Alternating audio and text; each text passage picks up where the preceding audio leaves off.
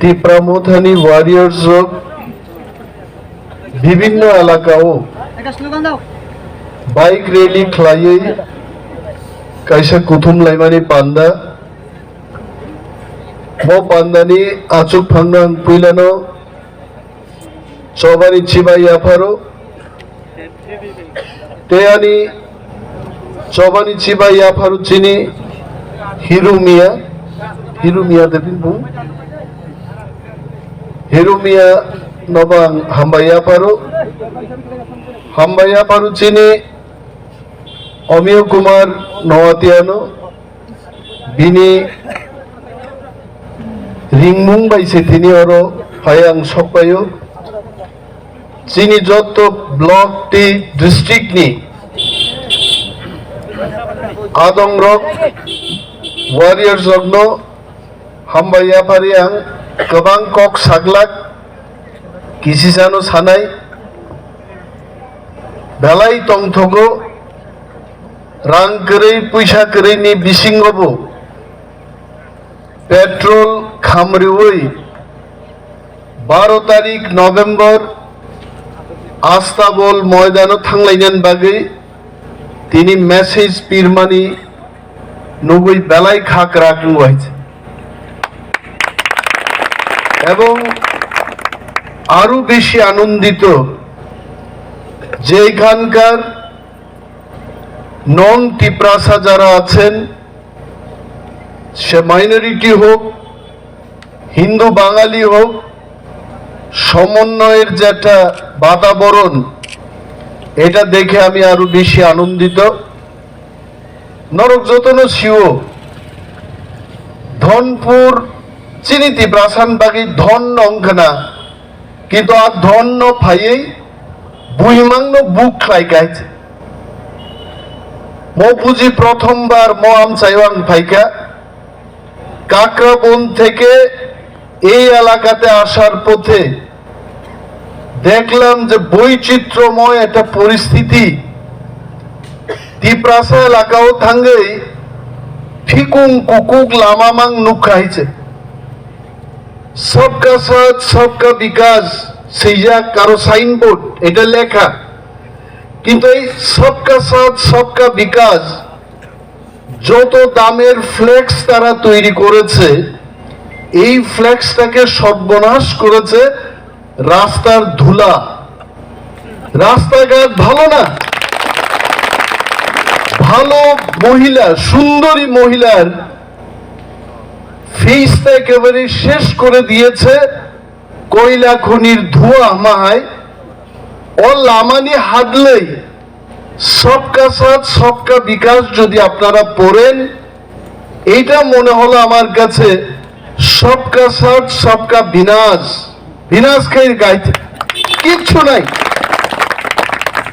আমি আমার ড্রাইভারকে প্রশ্ন করলাম যে 20 বছর 25 বছর টানা সিপিএম এর গভর্নমেন্ট ছিল মুখ্যমন্ত্রী মানিক সরকার এখান থেকেই ছিলেন এক সময় 5 বছর আমি উনার সঙ্গে বিধানসভায় ছিলাম আমার মনে হয়েছিল তখন ধনপুর বুঝি রাশিয়ার পরবর্তী একটা শহর হবে কারণ কমিউনিস্ট পার্টির মূল রাজধানী হচ্ছে রাশিয়া আন্তর্জাতিক একটা দলের মুখ্যমন্ত্রী যার বিধানসভা কেন্দ্র ধনপুর দেখলাম এখানে সব রাস্তা কুকুক কাইসাবানো লামা হামিয়াইছে তারপরে দেখলাম মানুষের অবস্থা গরিব মানুষের চেহারা দেখলেই বোঝা যায় পয়সাওয়ালা লোকেদের চেহারা তাদের পেট বড় থাকে পরিষ্কার চেহারা থাকে তাদের জামা কাপড় পরিষ্কার থাকে ধনপুরে এসে আমি দেখলাম কয়জনের ভালো জামা আছে অমিয় নওয়াতিয়া ছাড়া তো কেউ জামা ভালোই না তো এই যে 25 বছর এরা শাসন করলো ত্রিপুরা রাজ্যে মানিক বাবু কি দিয়া গেলেন এখানে জিজ্ঞেস করলাম যে কি কি আছে কইলে একটা হাসপাতাল আছে এখানে আগে দাঁতের ডাক্তার ছিল হোমিওপ্যাথির ডাক্তার ছিল, এখন বিজেপি সবকা সাথ সবকা বিকাশ করতে গিয়া এই হোমিওপ্যাথি এবং দাঁতের ডাক্তারও উঠায় নিয়ে গেল এখান থেকে। এটা কই নিছে?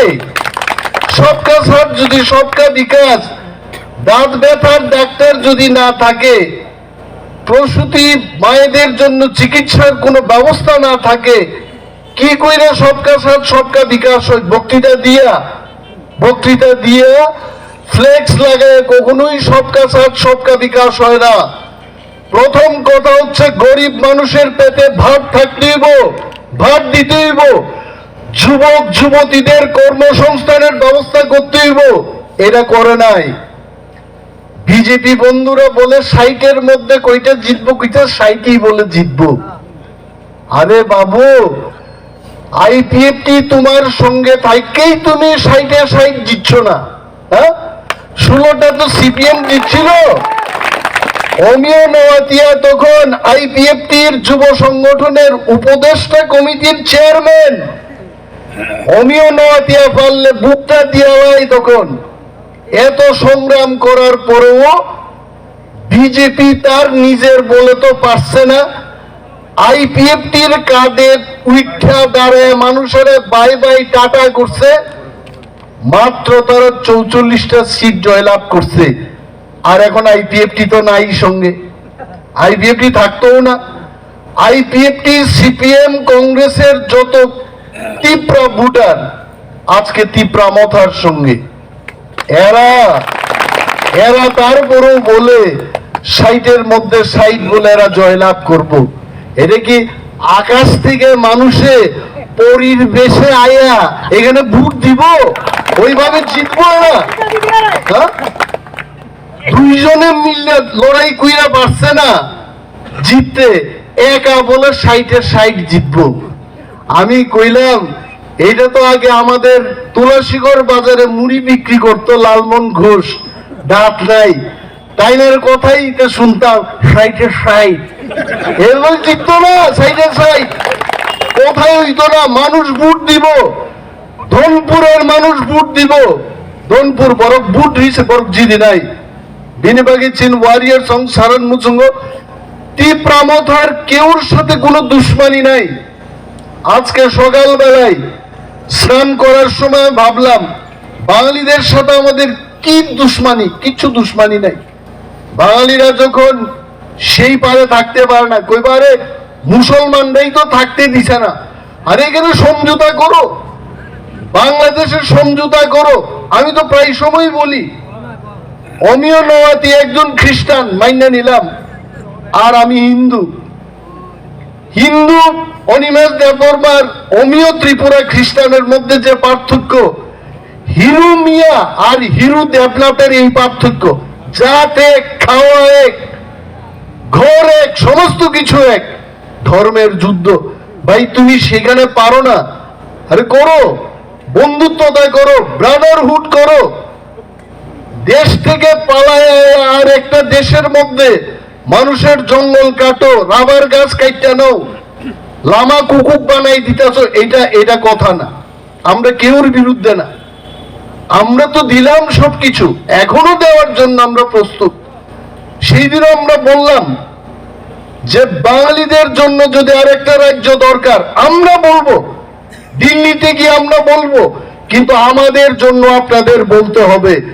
70 বছর তো আপনাদের চান্স দিলাম, শচীন্দ্রলাল সিংহলে মুখ্যমন্ত্রী বানাইলাম, কি করছে ত্রিপুরার জন্য?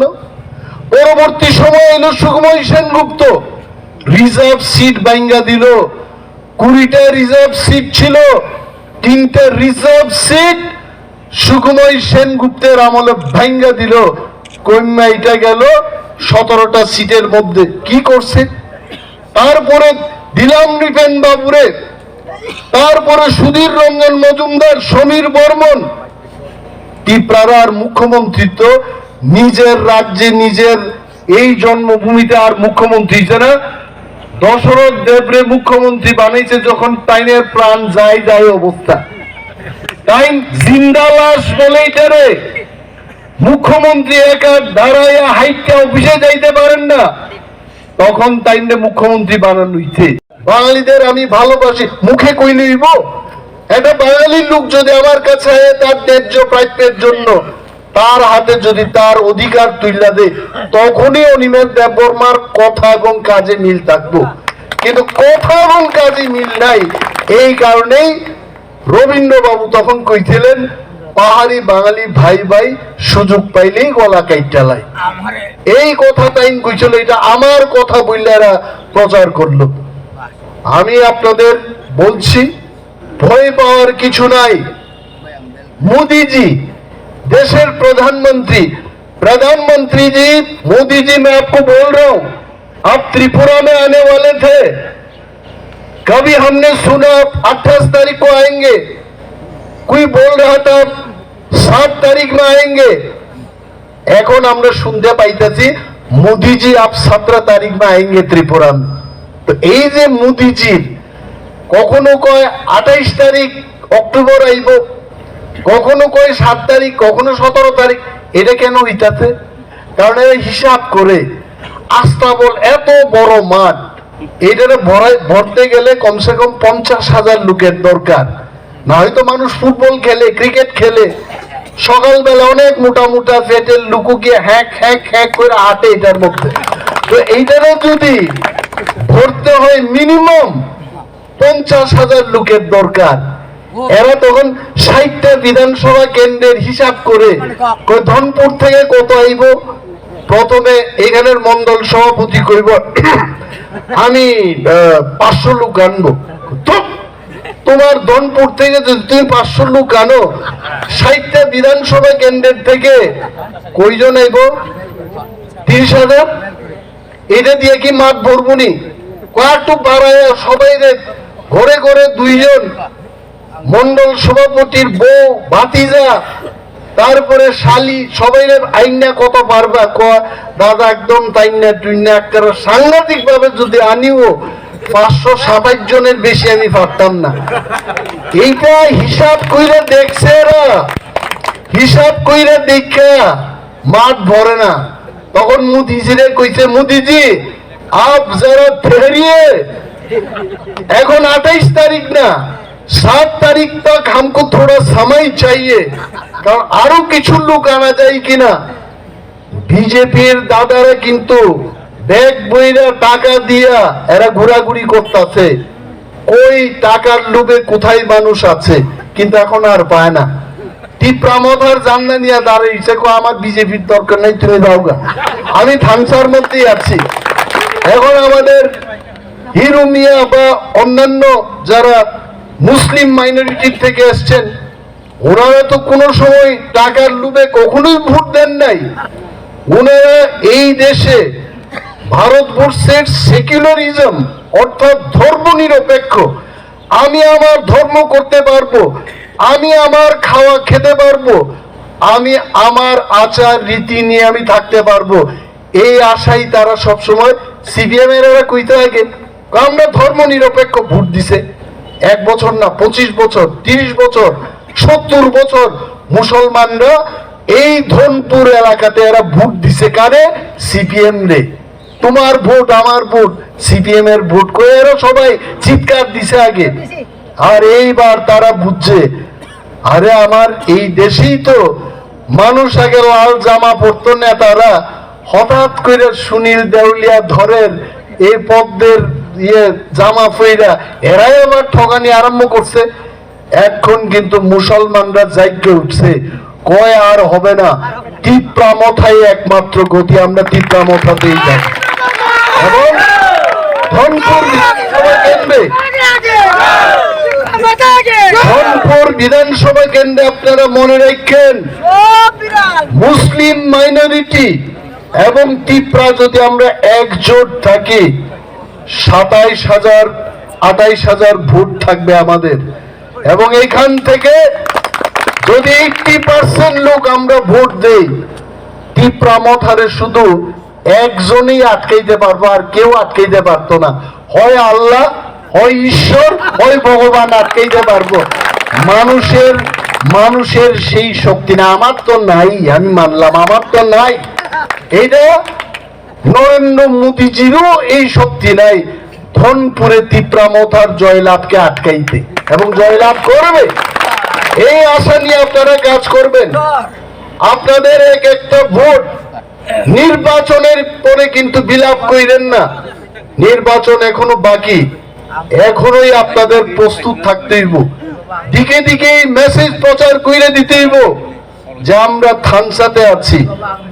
মুসলমান মুসলমানের মতো থাকবে, হিন্দু হিন্দুদের মতো থাকবে, খ্রিস্টান খ্রিস্টানদের মতো থাকবে, তিপ্রা তিপ্রার মতো থাকবো। আমি দিল্লি গিয়া যদি বেরমা খাই, শীতল খাই, তোমার কি আপত্তি? ত্রিপুরা ভবনে তিপ্রামথা আইলে দিল্লিতে শীতল ঝুল রান্না করার ব্যবস্থা করা হবে, খাবো আমরা, প্যাকেটে নিয়ে খাইবো, পকেটে শুটকি নিয়ে আমি দিল্লি শহরে এমনি খামো, আমার আটকাই না কে আছে? এত বিয়ে দিয়ে গেছে গা শুটকি, আর আমার কাছে আমার তো ভালো লাগে, তোমার ভালো না, আমারও ভালো লাগে, আমি কেন খাইতাম না? আমার মতো আমাকে থাকতে দিন, আপনার মতো আপনি থাকুন, এইটাই হবে তিপ্রামথা। আপনার মতো আমি থাকবো না, আপনিও আমার মতো থাকতে হবে না, যে যার মতো করে থাকবে, এটাই তিপ্রামথার শাসন হবে। আর গ্রেটার তিপ্রাল্যান্ড, এটা তো আমাদের দাবি। অনেকে কইতে পারে তিপ্রারেরও কিছু ভাড়া কইরে রাখছে, এখন কেউ 5 মাসের জন্য মন্ত্রী করছে, এটা কিচ্ছু না। এটা আর বেটা মাংস দিয়ে যা খাওয়ার তো আমরা খাইলাম, অল্প জুল টুল এখনো আছে, এটা যা পার তুই খাইল গেলাম, 5 মাসের মন্ত্রী বানাইছে। এই মন্ত্রী যেই মন্ত্রী, এখন তো আর নিচের দিকে দেখে না, এখন তো সব উপরের দিকে। আগে বলে বুক ছিল 41 সেন্টিমিটার বা 41 ইঞ্চি, আগে বুক, মন্ত্রী পাওয়ার লগে লগে এটা 45, এটার নিচের দিকে চায় না, আবুল তাবুল কইতাছে, কয় আমরা 2 মাসের মধ্যে ভিশন ডকুমেন্টের কাজ সম্পূর্ণ কইরালাম। আমি কইলাম এটা কি অনিল কাপুরের নায়ক সিনেমা নি রে? যে একেবারে টাইপরাইটার জুলাইয়া খালি অর্ডার দিবা, মানুষে পিঠটা মাইরে লইব, এমন শাসন নিতে দিত না, এরা পারত না। কিছু ভাড়াটিয়া তিপ্রারাও আছে এখনো, মাংস আর হাড্ডি এটাও শেষ, ঝুল যা আছে এটা থালের থেকে জিব্বা দিয়া চাটতাছে, কিছুদিন বাদে থালের এই ধার লাইগা জিব্বাটাও যাইব গা, শেষ হয়ে যাব, কিছু পাইতো না। আর এদের উপায় থাকবে না, একটাই উপায় থাকবে, শোষিত বঞ্চিত মানুষের দল, এই দল হবে তিপ্রামথা, সবাই তিপ্রামথা চাইছি। আমার মনে হয় আমরা তো আসলে বেশি বক্তৃতায় বিশ্বাস করি না। আজকে আমি বক্তৃতা দিলাম, বিজেপি এই বক্তৃতা দেখবো, দেখে কিভাবে উত্তর দিতে পারে। এটা এরা তো সেল আছে, এরা আর কোনো কাজকর্ম নাই, মানুষে কি দিতে হইব এটা না, মানুষের চাকরির বা এটা না, বিরোধী পার্টি কি বক্তৃতা দিছে এটারে পাল্টা দেওয়ার খালি চিন্তা করে। আরে ভাই, পাল্টা দিয়ে কিচ্ছুই তো না, কারণ মানুষ নিজেই বুঝে তোমার এই পাল্টার কোনো শক্তি নাই। এখন 4.5 বছরের শাসন তারা দেখছে, এখন আর মানুষ আর 4.5 মাস অপেক্ষা করতে প্রস্তুত না। ভিলেজ কমিটি ইলেকশন হইতে দিছে না, এটা পরিষ্কার, কারণ এরা জানে ভিলেজ কমিটি ইলেকশন হইলেই গুহারা হাঁটত। গুহারার কথা জানেন তো আপনারা না? গুয়ের মতো দুর্গন্ধ করতো হাইরা, এই দুর্গন্ধ দিল্লি পর্যন্ত নিতে কেউ চায় না। এরা কইছে দাদা কোনোভাবে এটা আটকে দাও। 587টা ভিলেজ কমিটির মধ্যে 450টা অন্তত তিপ্রামথা বিনা প্রতিদ্বন্দ্বিতায় জিততো, বিশ্বের মধ্যে এটা ইতিহাস হয়ে যেত। এরা কিন্তু এটারে ভয় পায়া ওই একটা কেস দেওয়াই দিছে, কয় ব্রুট ডিসপ্লেসমেন্ট ফ্যামিলির না উঠাইলে বলে এরা নির্বাচন করতো না। আমাদের বক্তব্য হচ্ছে, যদি সাহস থাকে, ত্রিপুরার মুখ্যমন্ত্রী শ্রীযুক্ত মানিক সাহা মহোদয়কে আমি অনুরোধ করছি, আপনার ক্যাবিনেট কলিগসদের অনুরোধ করছি, যদি সাহস থাকে আপনাদের, আসল যদি ত্রিপুরার পরিষ্কার চিত্র দেখতে চান, ভিলেজ কমিটির ইলেকশন করুন, আমরা দেখাই দিব কি আসল পিকচার। আগে তো ছোটবেলায় সাদা কালো সিনেমা দেখলাম, ব্ল্যাক এন্ড হোয়াইট, এদের মতো লাল জামা পইরা অ্যাক্টরে অ্যাক্টিং করলো, এটা কালোই দেখা যায়। এখন এরা মানুষের আসল চিত্র এরা ভুলে গেছে গা। ভালো ভালো জামা পরা মানুষও সাদা কালো দেখতেছে, এরা আর বিশ্বাস নাই। পুলিশকে নিয়ে মিটিং করলো, আমি দেখলাম কালকে না পরশুদিন, সমস্ত পুলিশকে নিয়ে মাননীয় মুখ্যমন্ত্রী নির্দেশ বলে দিছেন, কিন্তু কি নির্দেশ দিয়েছে তাহা জানা যায় নাই। এটা কি নির্দেশ হতে পারে? আমাদের পরিস্থিতি কেমন? যদি আমাদের পরিস্থিতি ভালো না থাকে, ফলস কেসে ঝুলায় দাও। আমরা ফলস কেসকে ভয় পাই না, কারণ এই যুদ্ধ করতে গিয়া ডক্টর নেলসন ম্যান্ডেলা 27 বছর জেলে থাকে, আর এইবার আপনারা জেলে পুরাইলেও টিপ্রামথার ওয়ারিয়াররা মাত্র 3 মাস জেলে থাকবো। এরপরে তো হিরু মিয়া না, হিরু দেবম্মা, হিরু জমাতিয়া ভাই দিব দেন। কলম উঠানির টাইমের পাওয়ার ছিল না, কইসা আমি দিতাম না, আমার উপমুখ্যমন্ত্রী বৈদ্যনাথ মজুমদারের সিগনেচার নিয়ে তোমরা কাজ চালাও। এই হচ্ছে আমাদের ইতিহাস। আমরা কি বাঙালির বিরুদ্ধে নাকি? আমরা কখনোই বাঙালির বিরুদ্ধে না। আজকে ত্রিপুরা মাইর খায়, নিজের বেতন চাইতে গিয়ে কি হারে তারে গণধুলাই করা হইল সেই দিন, হ্যাঁ, আগরতলা শহরের মধ্যে। এদের কি বিচার হবে না? হ্যাঁ, বলে গ্রাম পাহাড়ে আইন শৃঙ্খলা নাই, পুলিশের থানা নাই। আগরতলা শহরের মধ্যে নাই নাই কইরা 4টা থানা আছে একটা শহরের মধ্যে, কি বিচার হইতে?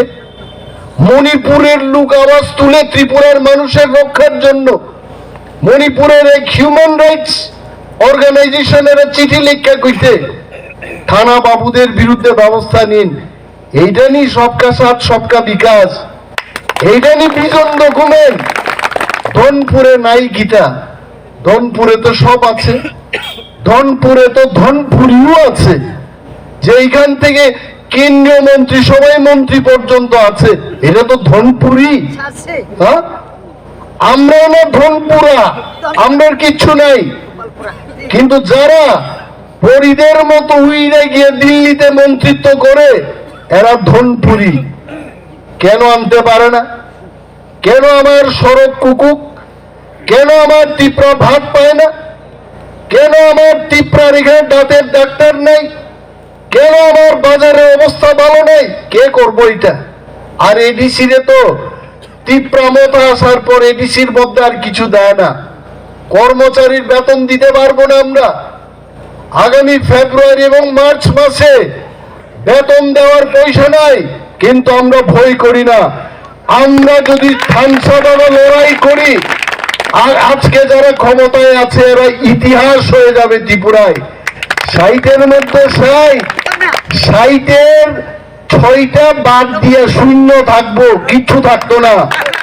প্রস্তুত থাকো, এরা নির্যাতন করবো, এরা নির্যাতন করবো। নির্যাতন কইরা কেউ রাজনীতিতে থাকতে পারে না। আগে কি একটা বাংলা সিনেমার গান শুনছিলাম, জল ছাড়া বলে মাছ বাঁচে না। পাবলিক ছাড়া কি বিজেপি বাঁচবো? বিজেপি বাঁচতো না। এই কারণে আজকে যারা এখানে আইছেন, বিশেষভাবে আমাদের যারা মুসলিম ভাইয়েরা আছেন, কি ওকাত আপনাদের, কি সম্মান? নাথিং। নামাজ পড়তে দেওয়া হবে না, গোমাংস আহার করা যাবে না। আরে মায়ের পেটে থাকতেই তো গরুর মাংসের যে রসটা আমি পাইছি মায়ের মাধ্যমে, আর আমি জন্মগ্রহণ করে এটাই খাইতে পারতাম না। তুমি কেটা? পারলে আমেরিকাতে গিয়ে গরু খাওয়া বন্ধ করো, বাংলাদেশে গিয়ে বন্ধ করো। আমার এই দেশে তুমি আমার থেকে আমার খাবার ছিলেন না কে? তীব্রমতা যদি ক্ষমতাতে আই, আমরা গরুর মাংস যেখানে গরু খায় এরা বিক্রি করতে পারবে, কে আটকাইব? খুলে শিলংয়ে বিক্রি করে, আমার ত্রিপুরাতে পারবে না কেন? বোম্বেতে বিক্রি করে, এখানে কেন পারবে না? অনেক ত্রিপুরারও গরুর মাংস খায়, হ্যাঁ? অনেক টিপরা গরুর মাংস খায়, তাজা রক্তের মাংস আয়ে লেবুর রস দিয়ে এটা রান্না করলে হিন্দু ধর্ম কিছুক্ষণের জন্য অনেকেই ভুলে দিব, এটা খায় না তো, এরা জানে না। শিলংয়ে যতজন হিন্দু গিয়ে পড়াশোনা করছে, কইটা দেশে ফিরছে গরুর মাংস না খাইয়া? তোমারে জিগায় খাইবো? হ্যাঁ, অনেক হিন্দুদের মধ্যে গোমাংস হার করে, কিন্তু রাজনীতি করতে গিয়ে এরা বলে গু রক্ষক বলে বানাইবো। আরে গরুর রক্ষা কি কমিটি কইরা গরুর রক্ষা করতে হইব?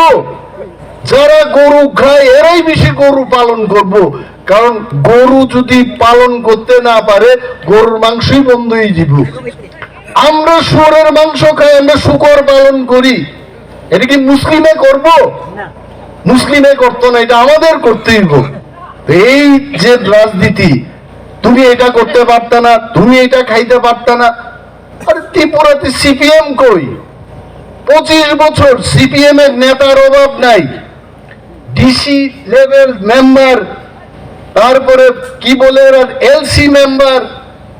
আগে আগরতলা শহরের মধ্যে জগড়াইত সিপিএম এর মধ্যে এলসি মেম্বার ঘুষি মারছে ডিসি মেম্বার। আরে কইটা, আরে সর্বনাশ, তুমি এলসি মেম্বার ডিসি মেম্বারের ঘুষি মারছো, এটা তো পার্টির বিরুদ্ধে, পার্টি করতো। আজকে সেই সিপিএম পার্টিও জনসমর্থনের অভাবে পার্টির অফিস খুলতে পারে না। এবং একদিন আপনারা দেখবেন আমাদের এই খানসা হিন্দু মুসলিম ত্রিপুরা, মণিপুরি, হিন্দুস্তানি, বিক্ষুব্ধ বিজেপি, যারা ক্লান্ত সিপিএম, সবাই যদি আমরা থানসা হয়ে লড়াই করি, ত্রিপুরা মাথা এককভাবে 35টা সিট দখল করে নিজের সরকার গঠন করবে। তখন কি দিল্লি থেকে আইয়া কেউ কইতেইব? একজন আইছিল এখানে, সুনীল দেউলিয়া ধর, সুনীল গুইরা আইতে আইতে দেউলিয়া একজন ধর আইছিল এখানে, কইছে সব দুঙ্গা, নকরি দে দুঙ্গা, মিস কল দে দিজে। কি সস্তা পাইছে। আগে জম্পুই হিলের কমলা লেবু আইতো বটতলা বাজারে, মানুষ দেখাইতো কি সস্তা কমলা লেবু, নেন কাকা 2 টাকা আলি, সস্তা। সুনীল দেউলিয়া ধরাইছিল ত্রিপুরায়, আয়া কইছে মিস কল দেন, মিস কল দিলেই বেকাররা চাকরি পাইব। মানুষ পাগল হয়ে গেছে গা। এত অ্যাপ্লাই করলাম, অ্যাপ্লিকেশন 1000টা অ্যাপ্লিকেশন দিলাম, একটা চাকরি পাইলাম না। এখন সম্পূর্ণ কল না, একটা মিস কল, খালি 2 বার টুক বাজবো, কাইটা দাও, বাস চাকরি। বেকাররা তো আর কেউ বুঝাইতে পারে না। ঘরে ঘরে যুবক যুবতীরা কইছে এই তো একটা পার্টি পাইলাম, আর এই একমাত্র নেতা পাইলাম যার নাম সুনীল দেউলিয়া ধর, এইটাই তো আইনা দিব চাকরি। যেই বিজেপির সরকার হইল, লোকটা নাই আজকে কই আত্মগোপন করতে। তো मैं सुनील देवधर जी को आमंत्रण करता हूं, आप त्रिपुरा में आइए, প্রচার করেন, ভিশন ডকুমেন্টের কথা বলেন, আপনারা কি কি করবেন ত্রিপুরা রাজ্যের মানুষের জন্য। ভিশন ডকুমেন্ট, এটা কম কথা না, শুনতে তো লাগে যেমন ছানার পায়েস। হ্যাঁ, ফাইলে 1 প্লেট মাইরা দেয় এখন, এটা কিন্তু ছানার পায়েস না, মানুষটা ফাঁসানোর একটা ডকুমেন্ট। এই ডকুমেন্টে কইছে আমরা ভাতা বৃদ্ধি করব, ভাতা তো বৃদ্ধি করছে অল্প কিছু কইরা, আজকে 1,34,000 মানুষের ভাতায় তো শেষ করে কাটতে দিতে, কইটা বলে বেআইনি। এতদিন আইন দিয়েই এরা ভাতা পাইছিল, এরা আয়া কইছে এটা সব বেআইনি। 1,34,000 মানুষের ভাতা শেষ, আর ওইখান থেকে যে টাকা একটু টাকা পাইছে, এই টাকারে বাড়াইয়া 500 না 400, আমি তো খবরও রাখি না এটা, কারণ এই খবর রাখতে কিচ্ছুই তো না। আমরা জানি আগামী 2-3 মাসের মধ্যে আমরা আসছি, তখন আমরা দেব কি কি দরকার, এই খবর নিয়ে কিচ্ছুই তো না, আরে কিচ্ছু করতো না। আমরা বলি ত্রিপুরা মাথা কোন জাতের বিরুদ্ধে না, কোন ধর্মের বিরুদ্ধে না, অপশাসনের বিরুদ্ধে লড়াই করতে হবে। আমরা তো করছি, আমরা এখনো করি। মানুষ যেন তার ন্যায্য অধিকার পায়, এটা তো আমরা আওয়াজ তুলি। আজকে যেখানেই ত্রিপুরা রাজ্যের মানুষের বিপদ আপদ, আমাদের ত্রিপুরা মথার থেকে আমরা আওয়াজ তুলি। আপনারা ভুলবেন না, কোভিড যখন দেশের মধ্যে টুঙ্গে, তখন কিন্তু অনেক বাঙালিরাও শিলিগুড়ি থেকে আগরতলায় যেতে পারে না। মহারাজা আমাদের যিনি পার্টির চেয়ারম্যান, উনি নিজের পয়সা দিয়া শিলিগুড়ি থেকে আগরতলাতে, কলকাতা থেকে আগরতলায় অনেক বাঙালি ভাইদেরও আইনা দিছিল। এই কথা আপনারা ভুলে যায় না। এই কারণে তো উনি দুঃখে বলেন, আমরা কোন জাতি গোষ্ঠীর বিরুদ্ধে না, আমাদের কেন সাম্প্রদায়িক বলা হয়। আমি আমার এক বক্তব্যে কইছিলাম, পাহাড়ি বাঙালি ভাই ভাই সুযোগ পাইলে গলা কাইতে, এটা আমার কথা না। এইটা এমন ভাবে বিকৃতি কইরা দেখাইতে, ওই দেখো দেবর্মা কইতাছে পাহাড়ি বাঙালি ভাই ভাই সুযোগ পাইলে গলা কাইতে, এটা আমার কথা। এইটা ছিল প্রয়াত মন্ত্রী, ত্রিপুরার এককালে মন্ত্রী ছিলেন রবীন্দ্র দেববর্মা। সিপিএম রে ব্যঙ্গ কইরা তাইন বক্তৃতা করতো। ওই সিপিএম এ যে পাহাড়ি বাঙালি ভাই ভাই বলে, কিন্তু ত্রিপুরাদের জন্য এরা কিচ্ছু করে না। তো এইটারে বুঝাইতে গিয়া তাইন কইছিল পাহাড়ি বাঙালি ভাই ভাই সুযোগ পাইলে গলা কাইটা লাই। এটা একটা ব্যঙ্গ সুলভ একটা উক্তি, এটা আমার উক্তি না। এটারে দেখাইলো বিজেপি, ঘরে ঘরে মোবাইলে গিয়া দেখাইতে। দেখছো নি অনিমেষ দেববর্মা কি বলে? অনিমেষ দেববর্মা বাঙালির বিরুদ্ধেও না, মুসলিমের বিরুদ্ধে না, ত্রিপুরা রাজ্যের সমস্ত জাতি গোষ্ঠী এরা যেন সম্প্রীতির মধ্যে থাকতে পারে, তার জন্য আমরা লড়াই করি। এদের দিন শেষ। আজকে যেমন আমার বক্তৃতার আগে সূর্য আসিল, এটা শেষ, অস্ত হইছে। এরপরে কালকে সকালে দেখবেন আবার চিক করে সূর্য উঠবো। বিজেপি হইছে সূর্য অস্ত যাওয়া একটা দল। ত্রিপুরা মথা কালকে সকালবেলায় উদয় হইব। সুতরাং আপনারা চিন্তা করেন না, আমরা আছি, আমরা ধানসা থাকতে হবে এবং জয় নিশ্চিত ভাবে ত্রিপুরা মথারই হবে। আমসে কক সাউইন। এই কয়েকটি কথা বলে আমি আমার বক্তব্য শেষ করছি।